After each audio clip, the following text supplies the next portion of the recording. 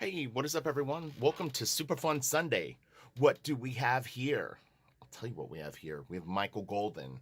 And this actually worked out way, way better than I thought. I was very, very concerned that I wouldn't be able to find this, which is kind of a cover gallery thing that I had created for myself quite a long time ago, actually, now.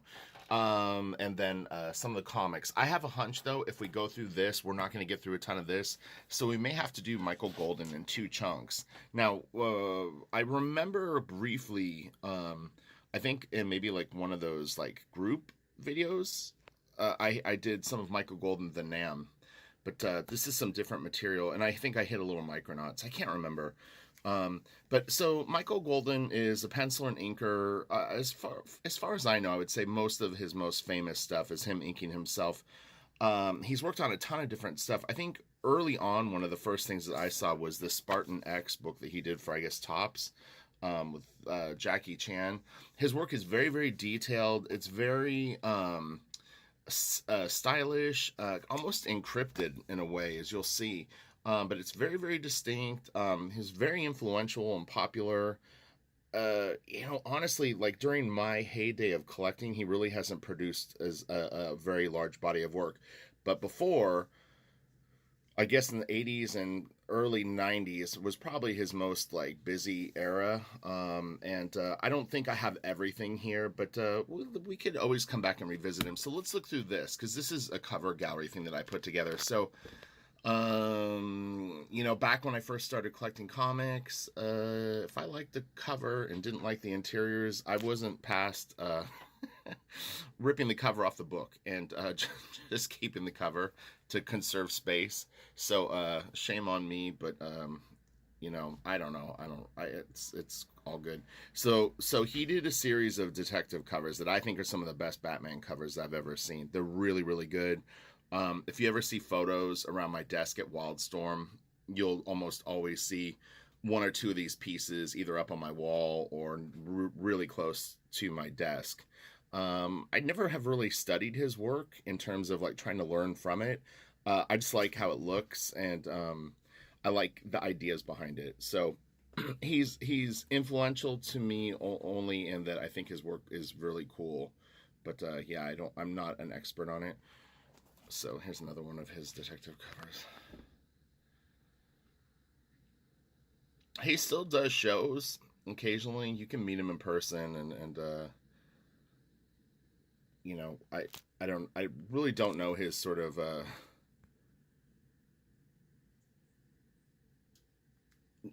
what he goes out and promotes now.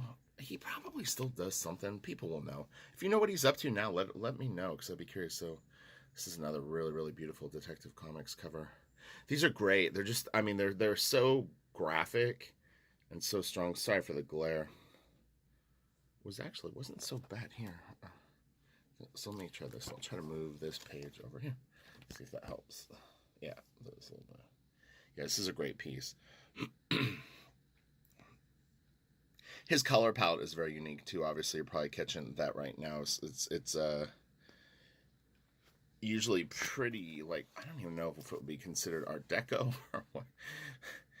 It's just super wild. This stuff is so cool. I did like Jason Pearson is very influenced by his stuff. In fact, at the back of this book, there's a couple of Jason Pearson pieces, and you'll kind of see the direct influence that he had on Jason's work. And others. I'm sure that there's other people who have incorporated this. This is a really nice piece too. It's more simple but really dynamic. And I may actually at some point try to pick these books back up to have the interior art with them again.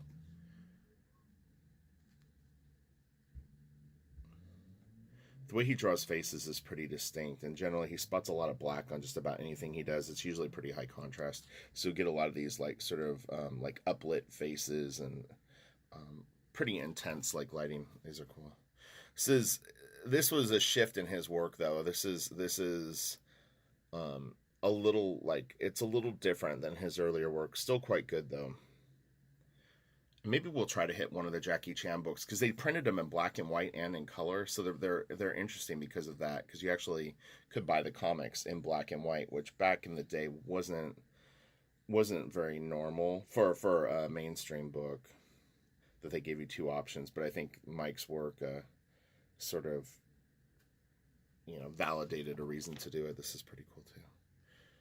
Dynamic shots too. I mean, he's moving the camera around in really interesting ways that makes the pieces fun to look at. I'm trying to get it out of the glare again. Let's see. Try to turn this light a little bit over here. But yeah, this will be good. I'll probably keep this in my studio for a little bit. It was out in storage, but I only keep so much stuff in my studio, and honestly, it's usually I've got about a short box worth of comic books, and then on the bookshelves maybe like another short box, and then it's all big books.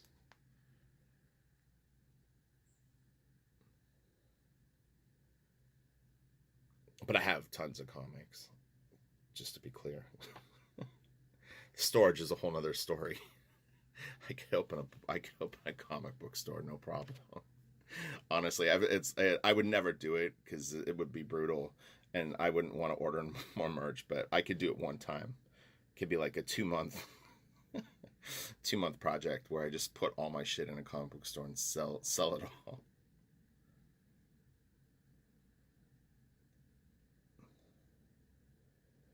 I want to kind of shave it down. I'm trying to figure out like what the best way to go through it is. I'd like to get rid of maybe like 60 or 70% of what I own and really try to boil it down to like the stuff that I really love. But my tastes are so varied, it makes it almost impossible. Because like I could never get rid of like my Michael Golden stuff. I could never get rid of my Arthur Adams stuff. It just adds up so fast.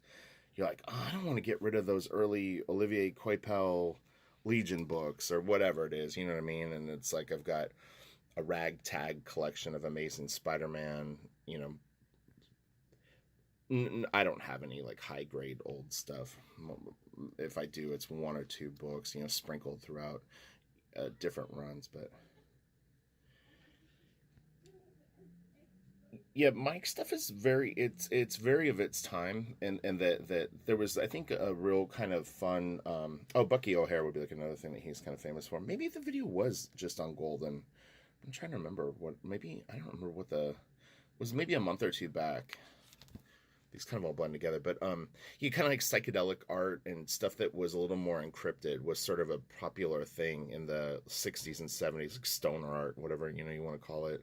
Some of the underground stuff. I think Mike definitely has that quality to it, which I actually find fun. I mean, I think it's a little different than the just traditional kind of like spell it out for you art. He hides his signature in the pieces. That's like, well, I mean, this you can see right here, but he at one point he did kind of use a symbol for his name, and he would kind of hide it in the pieces. And I mean, I think that's fun too, like a little thing for you to look for when you see this piece. But like, look at the lighting on this. Isn't that cool? He's really fantastic. I mean, and I'm sure this video will kind of flesh out some Golden fans that will have a lot of nostalgia for this. This is Rom Space Knight. It was interesting. I bought a collection off of a guy about a year back, maybe a little longer, and it was his dad's books. It's actually a funny story. Well, I don't know if it's funny. His dad's in prison and won't be out for a long time, so he was selling his collection. It's a friend of mine, but I gave him a good deal on it. But his dad had a really interesting run of like 70s and 80s stuff, but it was stuff that I wouldn't probably have normally bought. But there's a like kind of a cool factor to some of the weird titles. I can't even think of them off the top of my head, but this is nice. His stuff got a little more detailed at this point. It was funny. He would drift in and out of like hyper detail, but these are pretty intense. These Jurassic Park covers are actually quite nice. I had this on my wall forever at the studio too. This is such a great piece. And again, he colors this stuff too, so his colors are very unique. This has got like a bit of that Nam vibe to it. Or Nam, I don't know, like the Nam. I mean, you call it's Vietnam, but I don't know if like. Man, it's so sick. The guy's faces and the like, look at that. It's just like, oh shit. This guy's getting smoked. His guns are intense too. But this is a high bar. There was actually print sets that you could buy in black and white. They were 11 by 17 of this Jurassic Park stuff. I have them somewhere, but they released at least two, I think, that I can remember. But they're pretty badass. The color on this is actually really really nice. Right here, I'll give you a little bit of a sense of scope of this piece. Isn't that cool? Just a nicely designed cover. You know, if you walk into a comic book store and you saw this, it would definitely catch your eye. And honestly, even if you're not a fan of Jurassic Park comic books, I think that you might pick it up based on the cover being cool. But then, you know, oh, this was another piece I had on the wall a bunch of times. Memories. What I would do is I would make a high-res photocopy of this and then blow it up 11 by 17 and use it like as a poster for around my desk, because I always like to kind of have like art surrounding me. But yeah, I don't think of really anything that we've flipped through so far I've actually read any other comic books. Well, clearly they're long gone now. I think some of these may have actually been in the orphan box at Wildstorm. They had a box kind of by the back door that people would just dump comic books that they didn't want in them, and I'd flip through it, and if I ever saw stuff like this, I would grab it out and keep it. So these are armor covers. Some of these are wraparounds, I think. Probably just leave them in the sleeve. But so Neil Adams had Continuity Comics, and Michael Golden did a bunch of covers, and he did maybe some interiors. I mean, I know like Bucky O'Hare, I think, was produced by Continuity, but these are cool. Not a huge fan of like the armor character, but some of the Continuity stuff I did actually read. It's been a long time, but it's like Jason Boy Robot, Megalith. What were some other books? Can't remember. Miss Mystic.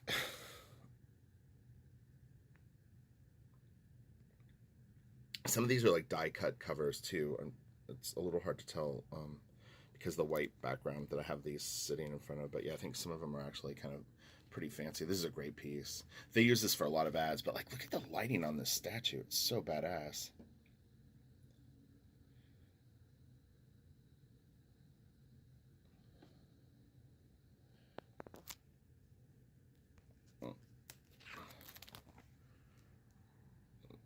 This is a pretty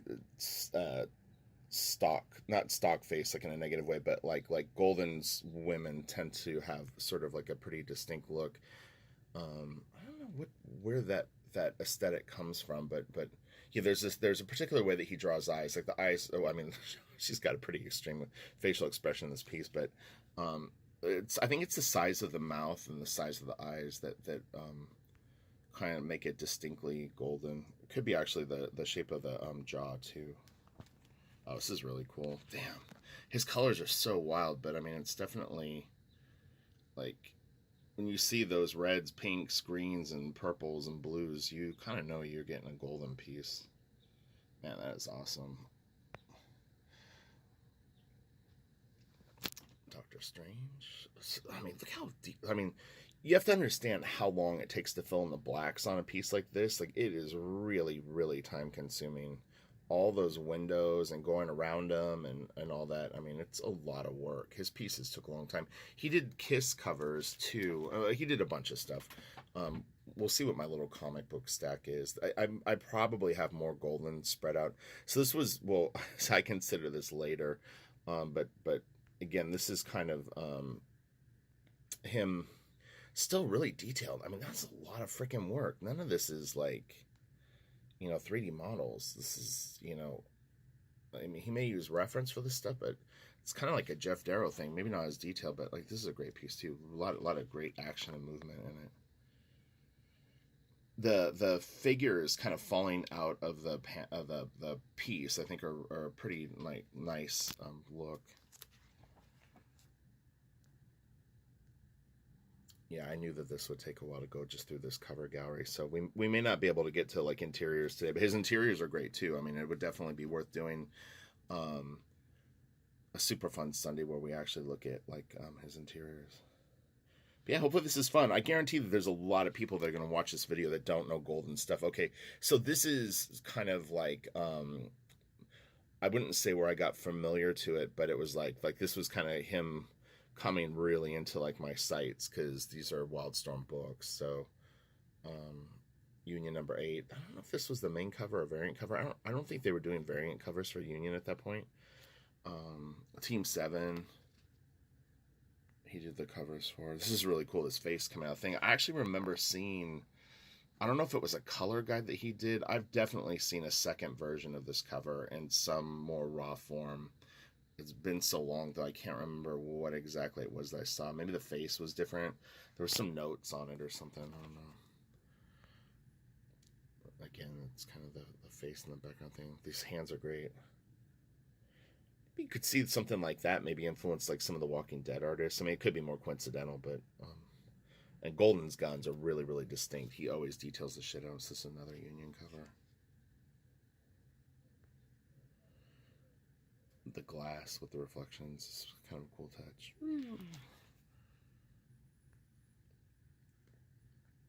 Not as big of a fan of the colors on this particular cover. Got a little too tutti fruity for me. Grifter. L. Grifter. Lynch. Alright, this was a good one. That's interesting. So he, I didn't remember that the face was in every cover.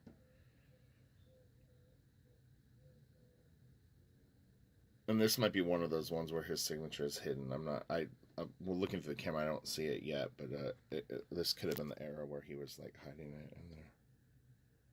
But he would just like set it like, you know, be like on a belt buckle, or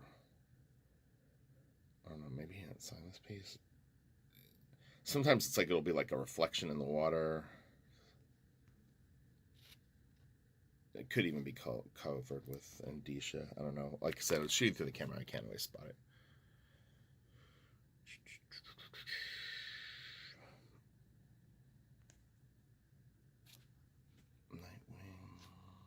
See, these are a little more simple. See how big the eyes are on her, and the mouths are quite big on his characters.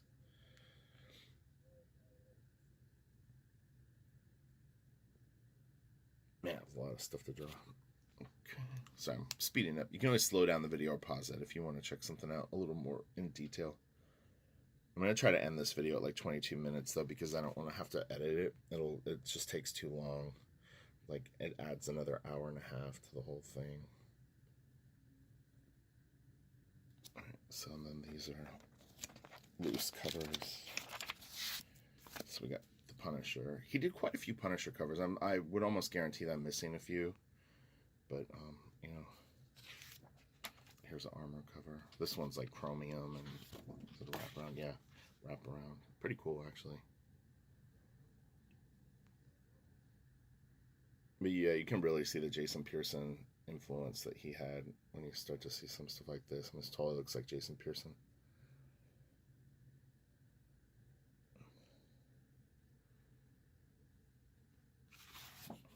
Armor. Oh, that dragon's cool. Yeah, there was a big dragon in some of the continuity books. I don't know if that was like oh wow. Oh, so here's a little bit of this black and white stuff. His inks are tight. Like when he inks himself, he's actually a really good inker. It's a very like stark style, like where it's like you've got black and white. I mean, it's very, very clear cut, even with the rendering. And he's creating value, but it's very, very clean. Oh, this is and I may come back later today and actually do an unboxing. I got an alien figure that I might do an unboxing on, but that'll be sort of just its own thing.